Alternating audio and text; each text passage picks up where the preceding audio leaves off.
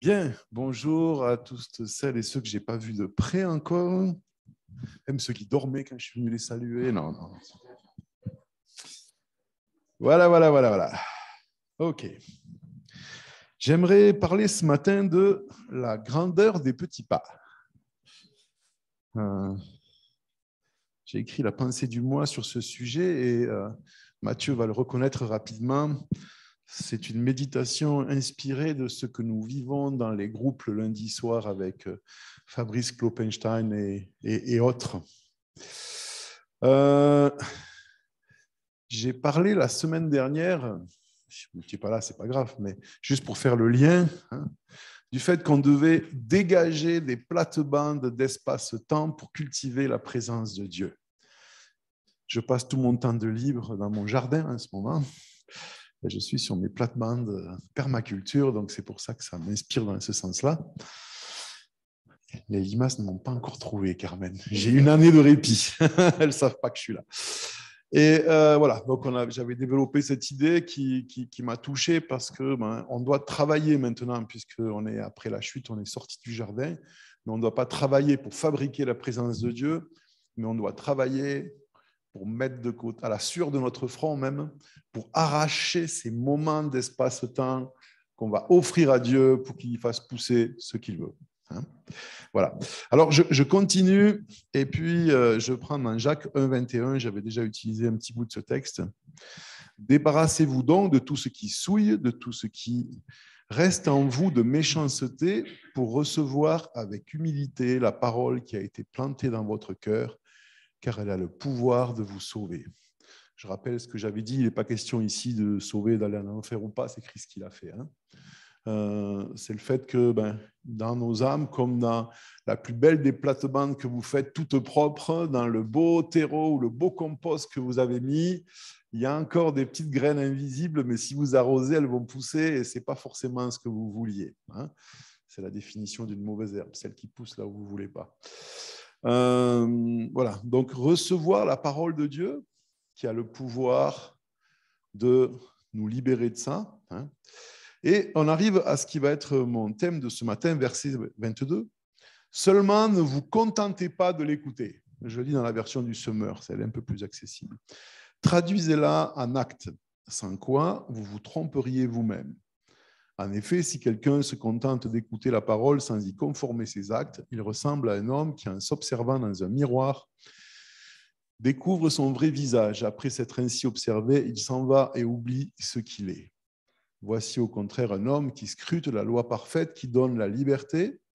Il lui demeure fidèlement attaché et au lieu de l'oublier après l'avoir entendu, il y conforme ses actes. Cet homme sera heureux dans tout ce qu'il fait. Juste une petite précision, le mot heureux dans la Bible en général, mais dans le Nouveau Testament en particulier, il n'a pas le sens du mot bonheur comme on peut l'entendre traditionnellement, qui serait que tout aille bien tout le temps dans tous les domaines. Heureux, ça veut dire vivre avec la bénédiction de Dieu sur nos vies. Dans les béatitudes, chaque fois qu'il est dit heureux les pauvres en esprit, heureux ci, heureux ça, c'est ceux qui sont bénis par Dieu. Ça ne veut pas dire que leur vie est facile et que tout va bien. C'est important de le préciser. Voilà. Donc, on a ce texte qui nous dit vous ne vous contentez pas d'écouter cette parole qui peut sauver vos âmes, mais traduisez-la en actes. Et là, il y a un piège, si ceux qui me connaissent et qui m'écoutent depuis de longues années, ça fait trop long. Je dis tout le temps que, en fait, si on avait le pouvoir de devenir meilleur, on le saurait pour la plupart d'entre nous, on voudrait. Et c'est pour ça que je suis assez allergique au message où on nous décrit la perfection de Christ et à la fin, on nous dit faites-le. Merci. Alors, si c'est quelque chose que je sais déjà faire parce que c'est dans mon tempérament, ça va, mais pour le reste, j'y arrive pas, quoi. Donc, que veut dire ce verset? Ne vous contentez pas d'écouter la parole, traduisez-la en acte, mais si en même temps, on sait que je n'ai pas le pouvoir, si je ne suis pas patient, juste de dire maintenant, je vais être patient. J'aime pas pardonner, maintenant, je vais pardonner. Je n'ai pas d'amour, maintenant, je vais avoir de l'amour. Faites-le. Non, ça ne marche pas. Alors, je dois faire plein de petits rappels. J'ai pioché dans beaucoup de choses que j'ai utilisées dans mon parcours. La première chose, c'est rappel. Je ne sais pas si ça vous dit quelque chose. J'en ai parlé 2-3 fois, mais il y a très longtemps. La différence entre les conditions méritoires et directionnelles. C'est mon vocabulaire à moi, mais je vous l'ai déjà expliqué. Quelqu'un se rappelle de ça, vaguement? Un peu, Mathieu, ouais, c'est sûr. Il a lu le livre, lui, en plus. Il y a même son nom avec une faute sur la couverture. C'est vrai. Une condition méritoire, c'est une condition qui est liée à si je fais bien ou pas bien. Si je dis à ma fille, si tu as une bonne note, tu iras à la piscine, c'est une condition méritoire. Si elle a la bonne note, elle va à la piscine. Si elle n'a pas la bonne note, elle ne va pas à la piscine. Une condition directionnelle, c'est si vous voulez me rencontrer, venez dimanche matin à 10h rue des Roches 11A. Je vais jamais dire l'adresse ici, parce que moi j'y serai. Ben, vous êtes là. Vous avez suivi cette condition directionnelle et même en plus d'horaire, et on se retrouve. Mais il n'y a pas de mérite. Juste, vous avez suivi l'indication et on s'est rencontrés. Si je dis à ma fille, les bonbons que je t'avais promis sont au 2e étage dans la malle, dans le grenier, derrière le vieux chapeau en paille, il y a une condition, parce que si elle reste dans sa chambre et qu'elle dit « je veux les bonbons, je veux les bonbons, je veux les bonbons », elle n'aura jamais les bonbons. Donc, il y a réellement une condition. Mais la condition n'est pas « tu as été gentil ou pas, tu as eu des bonnes notes ou pas », c'est juste les bonbons, je les ai mis quelque part. Voilà. Donc, je rappelle ça parce que lorsqu'il est question de mettre en pratique la parole, c'est la première chose qu'on doit se rappeler. Les conditions de mérite ont toutes été accomplies. Oui, mais on ne le dit pas, sauf dans le canton de Vaud. Allez, accomplies. Voilà, accomplies. Mais Pierre-Yves Valin aurait dit accompli dans le canton de Vaud. Voilà. Donc, les promesses, les conditions pour que Dieu nous aime, nous accepte, nous bénisse, Christ les a accomplies, toutes. IES, il y en avait plusieurs. Ça devient dur à dire, accomplis. Voilà. Donc, non, en étant sérieux, on n'a pas à mériter quelque chose. Mais en même temps, on a quelque chose à faire. Et c'est pour ça qu'il y a énormément de conditions qui ne sont pas méritoires, alors moi je les ai appelées comme ça, liées au mérite, mais directionnelles. Et souvent, il ne se passe rien dans nos vies parce que on attend que ça se passe là, et puis ça se passe ailleurs, et puis on dit à Dieu, je veux que tu fasses ça, et Dieu dit, oui, mais je le fais, je t'aime, j'ai tout prévu, sauf que je suis quand même Dieu. Et toi, non. Et puis, je l'ai mis là. C'est pour ça qu'il y a des choses, par exemple, quand 2 ou 3 sont assemblés à mon nom, je suis au milieu d'eux. Bien sûr que Dieu est avec nous tout le temps, il est en nous si on est ses enfants. Mais il a décidé que dans l'endroit géographique, qui n'est pas un endroit géographique, mais où quelques-uns sont rassemblés en son nom, ça veut dire réunis intentionnellement autour de sa personne. Ce n'est pas un bâtiment ou un moment spécial, mais lorsque des enfants de Dieu décident, on va se retrouver à 2, 3, 4, 5, 6, et on le fait parce qu'on veut ensemble recevoir la pensée de Dieu, louer Dieu, voilà, se fortifier dans notre foi. Je dis, chaque fois qu'il y a ça, j'ai mis, pas les bonbons, ce n'est pas une bonne image, mais il y a quelque chose de bon pour vous nourrir. Et ça, on doit le comprendre. Voilà. Deuxième rappel, ça c'est plus proche. J'ai écrit une pensée du mois il y a quelques mois qui s'appelait « Et Dieu inventa la mayonnaise ». Je ne sais pas si vous vous rappelez du titre, parce que je sais que depuis que les programmes sont envoyés par Internet, vous ne lisez plus les pensées du mois. C'est dommage parce que je passe une demi-journée du temps que vous me payez à l'écrire. Faites ce que vous voulez après, mais... Et je pense que Dieu parle aussi par ce texte-là. Non, je plaisante. Donc oui, ça, je le crois. Le reste, je plaisante. Et la mayonnaise. Dieu inventa la mayonnaise. Pourquoi? Parce que nous sommes en tant qu'êtres humains, des animaux comme les autres, pas comme tous les autres, comme certains, mais nous sommes autre chose. Nous sommes un mélange d'argile et d'esprit. Alors, vous savez ce que c'est une mayonnaise? C'est une émulsion. Une émulsion, c'est un mélange de deux choses qui ne se mélangent pas. Voilà. On prend de l'huile, on prend du jaune d'œuf et puis on le mélange. Alors, il faut un émulsifiant, il faut un peu de vinaigre ou un peu de moutarde, mais qui a aussi du vinaigre dedans, etc. Et en fait, les deux restent ensemble, mais ils ne restent pas toujours ensemble. On sait que des fois, la mayonnaise retombe. Et d'un côté, on a l'huile et de l'autre, on a le jaune d'œuf. Il y a d'autres émulsions. Et nous sommes cet étrange assemblage d'esprit, d'âme éternelle, immatérielle, et puis des corps humains. Et puis Dieu a mélangé ça, et par l'action de son esprit qui tourne le fouet, la mayonnaise tient à peu près. Et nous avons quand même, nous, du mal, parce que si je me laisse aller, ben, la mayonnaise se défait et je vis, excusez-moi l'expression, comme un animal. C'est-à-dire que je vis en me préoccupant juste de qu'est-ce que je vais manger, où je vais dormir, qu'est-ce qui me fait plaisir, est-ce que je peux me reproduire, avec qui, et puis voilà, comme un animal. Hein. Et j'oublie la partie spirituelle, immatérielle de mon esprit, de mon âme, etc. Et ben, souvent, une épreuve vient. Et l'épreuve, c'est un tourbillon, et le tourbillon, il fait fouet, la mayonnaise reprend. Et on se dit, comment ça se fait que c'est dans les épreuves qu'on est le plus proche de Dieu? Ouais, parce que dans les épreuves, Dieu prend son petit fouet et il dit, ouh, la mayonnaise est tombée. Ça ne veut pas dire que c'est lui qui envoie les épreuves. Les épreuves, elles sont là, c'est un mystère, et puis ce n'est pas une punition non plus, sauf si c'est une conséquence directe de mes actes, mais même. Et ça se remet ensemble. Voilà. Donc maintenant, vous voyez, on a ces différentes choses, hein, les deux sortes de conditions, la mayonnaise qu'il doit prendre et qu'il faut sans arrêt remonter ensemble.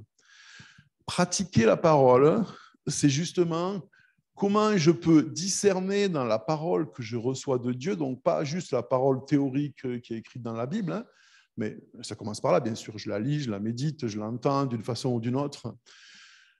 Mais comment elle va être incorporée à ma vie, hein, comment elle va ne pas rester extérieure. Parce que, on va dire, surtout dans le monde évangélique, qui est le nôtre, pas trop charismatique, des fois je le regrette, qui est le nôtre, des fois je ne le regrette pas, c'est facile de rester dans l'intellect. J'étudie, je comprends ce que dit la Bible, et puis, en tant qu'être humain, quand on apprend quelque chose ou qu'on découvre quelque chose, ça produit de la joie. Dieu nous a fait comme ça pour qu'on ait envie d'apprendre, hein, parce qu'il a voulu qu'on progresse. Et on pense que cette joie-là, d'avoir compris quelque chose dans ce qui est écrit, c'est la joie du Saint-Esprit, c'est Dieu en nous. Non, c'est juste quelqu'un qui ne croit pas en Dieu, il fait une découverte dans les maths, dans son jardin, en observant un truc, il a la même joie que vous, parce que Dieu l'a créé comme ça. Hein. Mais ce n'est pas spécialement le Saint-Esprit qui se réjouit en lui, c'est juste qu'on est comme ça. De la même façon que vous n'aviez pas envie d'aller courir, vous allez courir 1 heure, vous revenez et vous vous sentez bien. Hein. Pas le Saint-Esprit, c'est juste ce que ça dégage dans votre corps parce qu'on a été prévu comme ça. Quoi. Et donc, comment on va passer de j'ai été touché par la parole de Dieu, hein. Maintenant, il faut qu'elle se transforme en acte, c'est-à-dire qu'il faut qu'elle soit incorporée dans ma vie. Il faut que refaire cette mayonnaise entre moi, ma vie, ce que je fais tous les jours, mes habitudes, mon travail, ma famille, mes enfants, et puis cette pensée de Dieu qui va venir et qui va faire partie de moi. Et après, je dirais, c'est presque naturel, mais ce n'est pas naturel. Mais c'est naturel dans le sens où, vu qu'elle a été incorporée en moi, quand je pense, elle fait partie des choses qui sont dans mon cadre de référence et qui font que je réfléchis de cette façon, je réagis de telle façon, parce que cette parole a été incorporée dans ma vie. Alors, il y a plein de façons que ça se fasse. On l'a dit, les épreuves le font. Des fois, ça se fait parce que Dieu le fait. Des fois. Mais j'aimerais m'arrêter ce matin sur une façon de faire qui dépend de nous. Parce que tout ce qui ne dépend pas de nous, les épreuves, on ne va pas les chercher, on ne les demande pas. On espère qu'il y en a le moins possible. Elles arrivent. Hein. Les miracles, on peut les demander, mais Dieu fait ce qu'il veut par définition, c'est un miracle. Ça existe. Hein. C'est-à-dire que des fois, je ne pense à rien, je suis loin de lui, je n'en ai rien à faire. Il vient, il me visite et je suis transformé dans un moment dans quelque chose. Super. Et ça ne se passe pas tous les jours non plus, si on est honnête. Mais il y a quelque chose qui dépend de nous et qu'on peut faire. Et je ne dis pas que c'est la seule méthode ou la meilleure, mais c'en est une. Et on pratique ça dans le petit groupe où on se retrouve le lundi soir là, avec Mathieu, Aline, Fabrice et quelques autres. Et j'ai vu concrètement en quelques semaines ce que ça a apporté de positif dans ma vie et je me suis dit, c'est quelque chose que j'avais envie de partager avec vous. Et c'est quelque chose de tout simple. Mais avant ça, j'aimerais encore dire une dernière chose préliminaire. Et après, j'arrive au bout, après j'ai fini presque. Donc, vous voyez, il y a beaucoup de préliminaires, mais ça finit vite après. Tout le monde peut manger un éléphant, bien que je sois plutôt végétarien et qu'il ne faille pas tuer les éléphants, c'est une image. Hein, simplement un morceau après l'autre.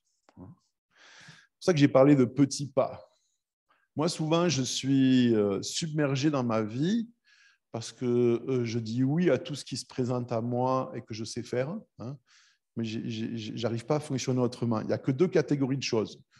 ce pourquoi je ne m'estime pas compétent, donc ça élimine énormément de choses, parce que je ne suis pas doué dans beaucoup de choses. Mais par contre, tout ce que je sais faire, si on me demande, je dis oui, parce que puisque je sais le faire, pourquoi je dirais non, hein? Sauf qu'au bout d'un moment, bien sûr, il y en a trop. Et puis, je suis écrasé à la fin de mes journées, jamais par ce que j'ai fait. Tout ce que je fais, j'aime le faire, par ce que je n'ai pas fait et que je pense que j'aurais pu ou dû faire, hein. Sauf que, à un moment, il faut quand même s'arrêter, quoi. De prendre les choses par petits bouts, hein. On peut déplacer une montagne. Alors, des fois, à la fois, fait que la montagne s'en va. Souvent, elle ne s'en va pas. Et on prend un pot de yaourt et on va le jeter à la mer, hein. Alors, la montagne, elle n'a pas bougé, mais on prend un deuxième pot de yaourt et on marche jusqu'à la mer. Et puis, si on vit assez longtemps, une bonne partie de la montagne sera dans la mer, hein. Les petits pas, les petites choses. Et lorsque on se place devant Dieu, donc j'ai parlé de ces fameuses plates-bandes. Pour le moment, je vois que je vous ai perdu, mais ce n'est pas grave. Tout va se mettre ensemble à la fin. Je vous ai parlé la semaine dernière de ces espaces-temps, c'est-à-dire des morceaux de notre vie. Le temps, c'est la denrée la plus précieuse qu'on ait reçue à la naissance, parce que nous, on ne le sait pas, mais on en a un nombre limité, hein, de secondes, d'heures, ou de minutes, ou de jours, hein. Un jour, ça s'arrête, le temps. Et dans ce temps, on fait ce qu'on veut, à peu près. Et on doit décider, ou on peut décider, d'en dégager des bouts par la violence, parce qu'il y a plein de choses qui poussent dans nos vies, qui veulent prendre toute la place, hein. Et nous, on dit non. De là à de là, paf, je dégage ce temps et je vais me tenir avec mon épée et mon bouclier pour que si quelqu'un veut me voler ce temps, je lui tranche la tête, pas quelqu'un, mais quelque chose. C'est le temps que j'ai offert à Dieu, c'est ma plate-bande d'espace-temps pour Dieu. Et là, qu'est-ce que je fais? Alors, bien sûr, je me dis, la dernière fois, que, et c'est le plus difficile, je dois rien faire. C'est-à-dire être là devant Dieu et rien faire. Juste m'attendre à lui. Alors bien sûr, je peux lire sa parole, la méditer, je peux écouter un morceau de musique qui touche mon cœur, je peux penser à quelque chose, mais on doit apprendre à pratiquer, et c'est aussi quelque chose qu'on n'a tellement pas l'habitude dans nos sortes d'églises, je dis ça avec respect et amour, c'est de ne pas amener dans nos moments de prière, de communion avec Dieu, de ne pas amener nos affaires à nous. Je m'explique.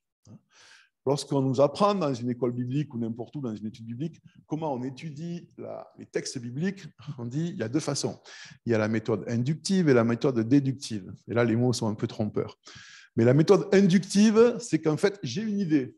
Je veux parler sur le fait que Dieu est comme ça. Et puis, je parcours la Bible jusqu'à ce que je trouve un verset qui dit la même chose que ce que je pense. Forcément, j'en trouve un, il y en a toujours, hein.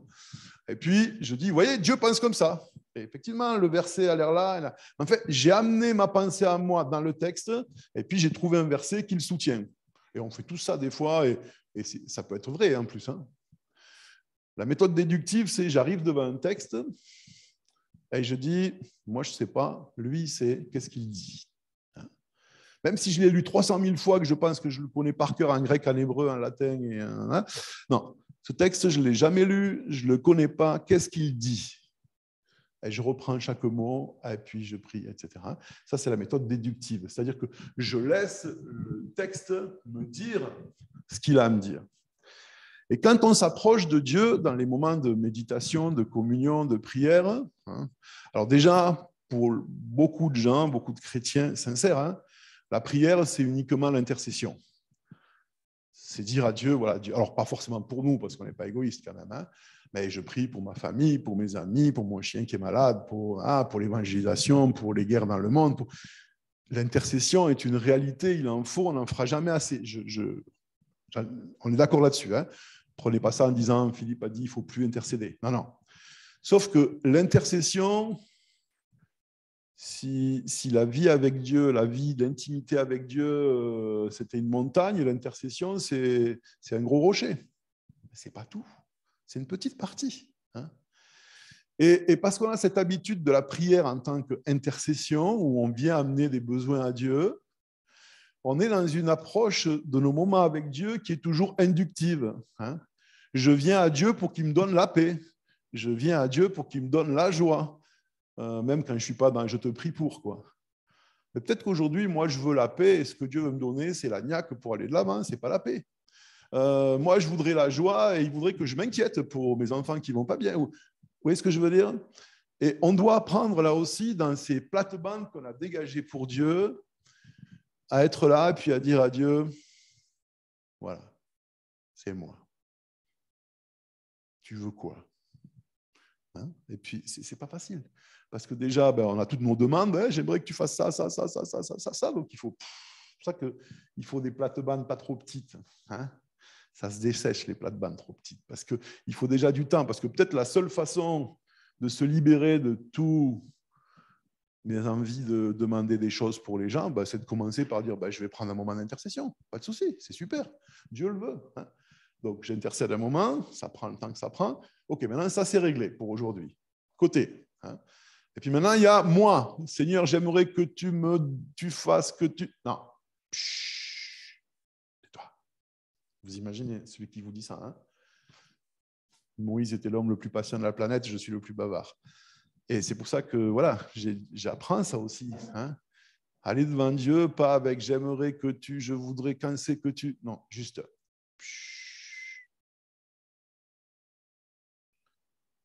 Je l'ai expérimenté, mais j'ai entendu une étude sur la créativité. Vous savez quel est le moment où les êtres humains sont le plus créatifs? Juste avant de s'endormir et quand on se réveille et qu'on n'est pas en plein réveillé. Hein? C'est pour ça que maintenant, les gens qui sont dans les domaines créatifs, souvent, font intentionnellement des mini-siestes. Comme ça, il y a le moment où ils s'endorment et le moment où ils se réveillent. Et ces deux petits moments-là sont très, très, très sensibles pour que la créativité s'exprime. Hein. Alors, je ne suis pas en train de vous dire de faire la sieste, de dégager une plate-bande pour Dieu pour y faire la sieste.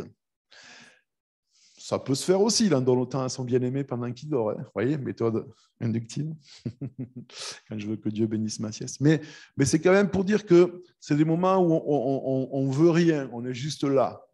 Hein. Un peu comme quand vous êtes en voiture à un feu rouge, hein, vous pouvez soit regarder le feu rouge, pour savoir quand il faut démarrer parce que vous allez plus vite que la voiture à côté, soit c'est juste là, vous le voyez dans la périphérie. En fait, c'est comme ça que vous êtes le plus efficace. Hein. Vous n'êtes pas concentré dessus, mais vous le voyez comme ça, quelque part derrière. Là, hein. Il est juste là, on le sait. Et puis, là, on peut regarder de loin. Quoi. Pourquoi je dis ça? Parce qu'on va faire un tout petit exercice ensemble. Et j'aimerais vous encourager justement à vivre ce tout petit moment. Ça va durer 2 minutes, montre en main. Donc, vous inquiétez pas, je ne vais pas vous faire taire. Enfin, si là, je vous fais taire en ce moment en parlant. Mais pendant des heures, vous restez silencieux pendant des heures. Mais être comme ça devant Dieu. Et en fait, j'en arrive à mon point, les petits pas. Parce qu'aujourd'hui, on va mettre les petits pas dans les grands. Voilà. J'étais content que j'ai trouvé celle-là. Parce que les grands, c'est ceux du Christ. Hein. Voilà. Comme c'est bientôt l'heure du repas, on met les petits pas dans les grands. C'est tout simplement quand je prends ces moments avec Dieu et que j'ai j'ai terminé mon moment d'intercession et puis je suis là devant lui.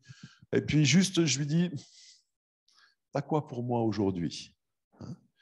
Un peu comme quand on guette la boîte aux lettres ou notre boîte mail, mais qu'on n'attend rien de spécial. Juste, il y a du courrier aujourd'hui? Hein? Voilà. Il y a quoi pour moi? Et on est dans cette attitude-là, sachant qu'il n'y a rien à mériter, ça c'est réglé. La question des directions, elle est réglée puisque je suis là où je dois être. Je suis dans un moment que j'ai dégagé pour Dieu. Donc, il n'y a réellement rien à faire. Et je suis disponible pour Dieu. Et parce que c'est une relation d'amour, on n'impose rien dans l'amour. Hein. On consent uniquement. Donc, j'accepte aussi qu'il n'est pas, c'est pas qu'il n'a pas envie, mais qu'aujourd'hui, il ne passe pas. Parce que des fois, l'attente augmente l'amoureuse ardeur. Hein, c'est dans Robin des Bois. Version Walt Disney. Hein, voilà. Donc peut-être des fois, il y a du désert. Hein. On a ce texte dans la Bible qui dit « Je le conduirai au désert et je parlerai à son cœur ». Donc pour cultiver l'amour, des fois, il ne va pas nous parler. Hein, ça arrive. Ou pour d'autres raisons. Mais moi, je suis là. Il n'y a pas de conditions à faire pour être aimé. Je ne dois pas être ailleurs parce que c'est là que je dois être. J'ai réglé les questions d'intendance que j'avais à régler dans l'intercession. Et maintenant, je suis juste un certain temps disponible à Dieu. Et vous allez être surpris si on fait ça. Je ne dis pas, c'est pas, je mets une pièce et Dieu me parle, hein, mais de tout ce que Dieu dépose dans vos cœurs. C'est pas, enfin, moi, j'ai jamais entendu de voix ou j'ai encore jamais vu un ange qui venait au marqueur m'écrire sur le mur sa volonté. Mais juste mon image à moi, trouver la vôtre, on a besoin de nos images à nous, c'est l'infusion. On met les feuilles ou le thé ou dans l'eau chaude. Et si vous faites ça dans une tasse transparente, c'est ce que je préfère parce qu'on voit. Il y a de l'eau, il y a des feuilles, et à un moment, l'eau a pris de la couleur. On ne peut pas dire à quel moment. L'autre image que j'aime, mais... Ah si, quand même, il y a des gens de mon âge ici. La photo argentique quand on faisait du développement nous-mêmes. Et puis, vous mettez une feuille blanche dans le bac de révélateur. Et puis, ça devient flou. Et à un moment, il y a une image. C'est un truc que j'aimais beaucoup. C'est incroyable, quoi. C'est magique. C'est comme ça souvent que voilà, Dieu va mettre cette chose sur nos cœurs. Et si ce n'est pas des choses, Dieu m'a dit d'aller dire à Carmen qu'elle devait faire. Non, ce n'est pas de cet ordre-là. Hein.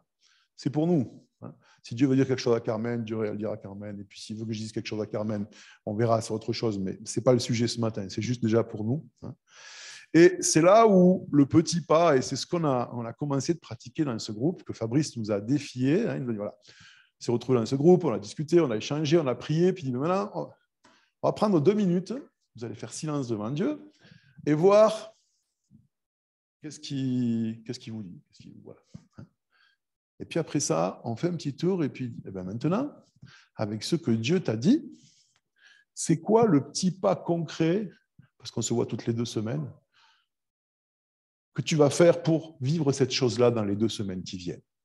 Et ça doit être mesurable et quantifiable. Oups, c'est compliqué, c'est difficile. Hein. Et en plus, et nous on a choisi hein, dans ce groupe-là, on ne force pas, hein, on a signé pour. En plus, on va dire devant les autres ce que c'est. Et dans 2 semaines, quand on se retrouve, on fait le tour. Bah, toi, moi, les 2 dernières fois, je dis, bah, je ne suis pas arrivé. Ça n'a pas fonctionné. Alors peut-être, bah, les autres, ouais, c'est pas grave.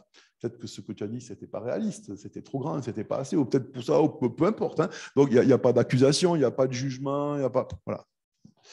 Mais c'est incroyable. Par contre, alors, je ne suis pas arrivé, en tout cas, pleinement à ce que j'avais vu, parce que j'avais peut-être visé trop grand ou mal.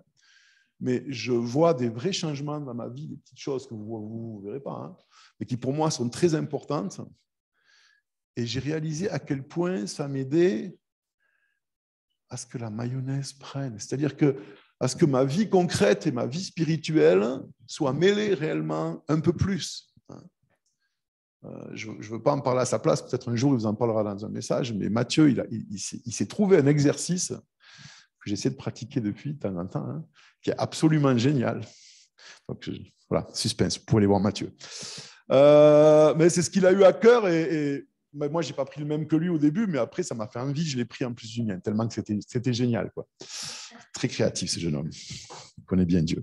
Voilà. Alors, ce que je voulais simplement vous proposer maintenant, j'ai un petit morceau de musique très calme qui dure 2 minutes 4 secondes, je crois. Voilà. 4 secondes en plus. Et je vous propose d'essayer de prendre ces 2 minutes tranquillement, fermez les yeux, les fermez pas, on s'en moque, hein, juste pour... C'est les 2 minutes avant de s'endormir. Hein. Si vous êtes déjà endormi, c'est parfait. Ce sera les 2 minutes pour vous réveiller. Hein. Voilà. Et dans ces 2 minutes-là, juste être devant Dieu, pas avec « je veux que tu me parles sur… » Non, non, juste… Oh. Et puis, si après ce moment-là, ben, vous avez quelque chose à cœur, je vous donne un deuxième défi, encore plus difficile. Non, non, je n'ai pas demandé de le dire devant tout le monde ici. Non, non, on n'a pas le droit de faire ça. Mais je vous encourage vivement. C'est quoi la formule en Suisse? Il est vivement conseillé. C'est comme ça qu'on dit quand on oblige, hein, mais qu'on n'oblige pas. Voilà. Il est vivement conseillé, pour ceux qui veulent, de réfléchir avec qui vous aimeriez ou vous pourriez partager cette chose réellement, à haute voix. Hein? Trouver quelqu'un avec qui vous pouvez le faire, pas juste que vous aimeriez, pour le faire. Quoi, hein. Et d'aller voir cette personne, et si elle n'est pas là ce matin, lui expliquer ce que vous avez fait, et lui dire, voilà, j'ai eu ça à cœur, et le petit pas que j'ai choisi de faire, c'est ça. Et puis j'aimerais que dans 1 semaine, 2 semaines maximum, on se revoie et que tu me dises, alors ton petit pas, ça s'est passé comment, hein? Voilà. Et puis on pourra après, voilà. Hein, donc, bien sûr, il n'y a rien d'obligé, mais je vous encourage à le faire, parce qu'il y a une autre utilité.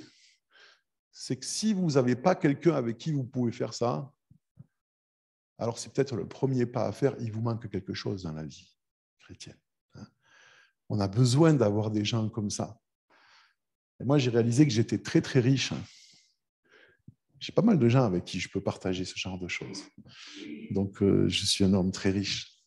Et peut-être vous ne l'avez pas, ce n'est pas votre faute. Hein. Il n'y a aucune culpabilité, il n'y a pas de juste. Ah, mais en fait, moi, je n'ai pas quelqu'un avec qui je peux avoir ce genre de discussion, de relation.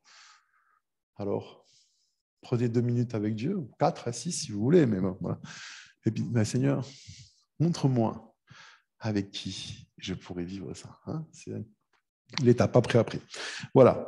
Donc, je vais juste terminer. Je prie brièvement. Et puis, on va mettre le morceau. Vous avez les 2 minutes. Après, je ne vous demande rien. Après, c'est fini. Et puis, on passera à autre chose. Voilà, pour aujourd'hui. Et puis, la pensée du mois qui va arriver dans le programme, là, elle résume tout ce que j'ai dit ce matin. Donc, si vous êtes un peu confus, vous pouvez la relire. Puis, celle d'avant aussi sur la mayonnaise. Seigneur, merci parce que tu sais de quoi nous sommes faits. Tu sais comment nous sommes constitués. C'est toi qui nous as créés. Tu sais aussi tous les dommages que nous avons subis ou provoqués ou vécus et tout ce qui est abîmé chez nous, c'est comme ça, tu le sais, tu nous aimes, nous sommes acceptés de toi. Et je te prie que tu nous aides à vivre ces 2 petites minutes devant toi, comme voilà, c'est une mini plate-bande, un tout petit pot de fleurs, mais de 2 minutes qu'on t'offre, pour que tu y mettes la semence que tu veux dedans et que tu fasses pousser ce que tu veux faire pousser. Et on se réjouit parce que quoi qu'il se passe, ça ne change rien. Tu nous aimes, tu nous acceptes, tu nous gardes, tu nous conduis. Et qu'on puisse se détendre dans ta présence et recevoir de toi, Seigneur Dieu. Amen.